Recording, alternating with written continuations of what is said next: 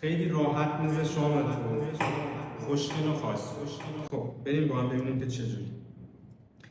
از یه شاخه گل ترجیحاً روز مینیاتوری یا گلایی که خیلی خاصه، البته رنگش و از لحاظ شکل و اینجور چیزا.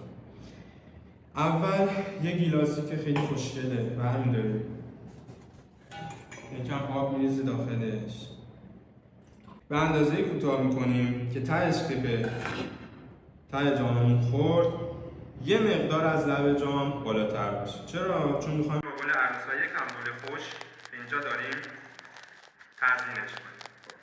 اینو برمی‌داریم، گل عروس میذاریم کنارش، حالا یکم مرتبش میکنیم که قالب تقریبا گرد بمونه که حالا البته میذاریم تو پشتین تر بشه، خودشو جمع میکنیم. کار دارم یه چسب میزنیم دور گلامون که همه بگیرن. از اونجایی که روزو کوتاه کردیم بقیه‌اش هم کوتاه میکنیم. حالا از چند تا تیکه گل خشک استفاده میکنیم. منو اذیت نکنید، پیشاشو تر نکنید بعد من.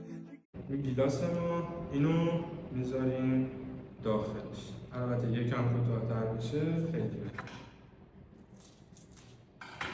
من یکم بالاترشو چسب میزنم.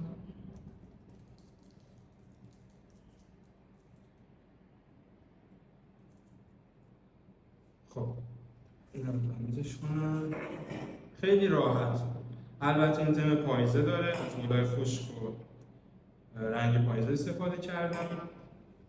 یه چند تا دیگه هم میذارم کنار هم که ببینید چقدر میز شامو خوشگلش کنه.